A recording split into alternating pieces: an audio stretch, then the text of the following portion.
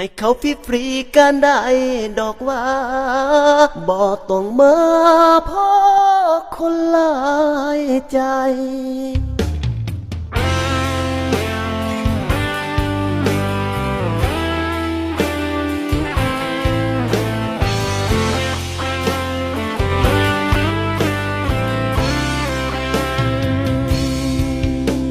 ก็ยังมีความรู้สึกดีๆ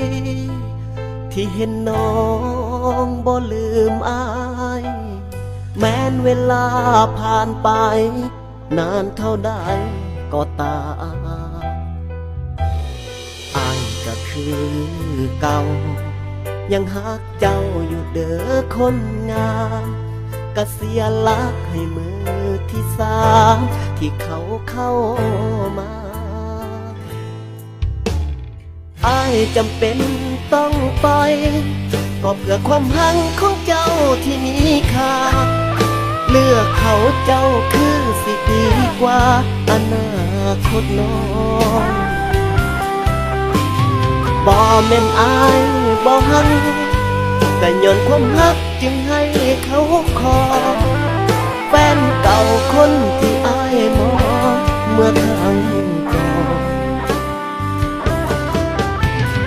อายบ่คิดบ่ฝันว่าเขาคนนั้นสิเบิดคำนักให้เจ้าแท้บอกภาพเก่าที่เขาเคยก่อจึงเข้ามาฟ้องกับตอนนี้ล่ะ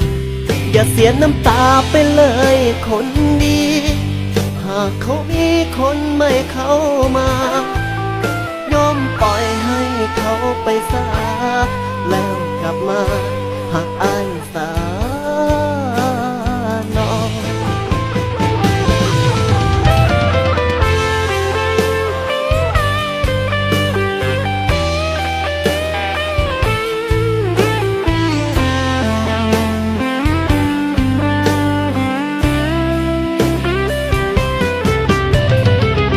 บ่คิดบ่ฝันว่าเขาคนนั้นสิเบิดคำฮักให้เจ้าแท้บอกภาพเก่าที่เราเคยก่อจึงเข้ามาฟ้องกับตอนนี้ล่ะ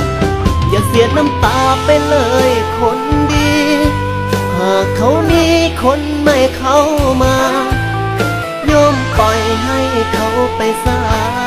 แล้วกลับมาหากอายสา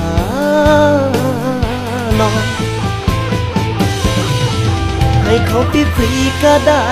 ดอกว่าบอกต้องมาพ่อคนหลายใจ